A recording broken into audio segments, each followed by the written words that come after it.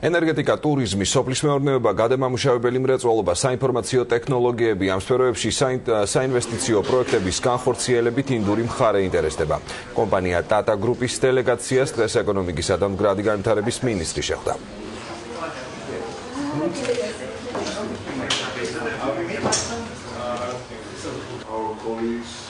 მათ აქვთ განსაზღვრული 185 და 150 მეგავატიანი საერთო ჯამში ძალიან მძლავრი ჰიდროელექტროსადგურის აშენება.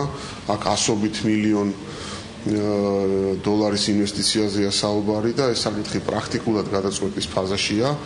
ამასთან ერთად ჩვენ გვქონდა საუბარი ტურიზმის სექტორში მათი მხრიდან შესაძლო ინვესტიციებზე, მათ გამოთქვეს ძალიან დიდი დაინტერესება.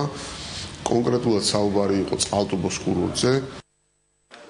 ინდურმა დელეგაციამ დღესვე შეხვედრა გამართა ენერგეტიკისა და ბუნებრივი რესურსების მინისტრთან განხილვის თემა. აჭარაში 4 ჰიდროელექტროსადგურის მშენებლობა იყო. Tata ჯგუფი 80-ზე მეტ ქვეყანაში ოპერირებს კომუნიკაციების, საინფორმაციო ტექნოლოგიების, საინჟინრო და ენერგეტიკის სფეროებში.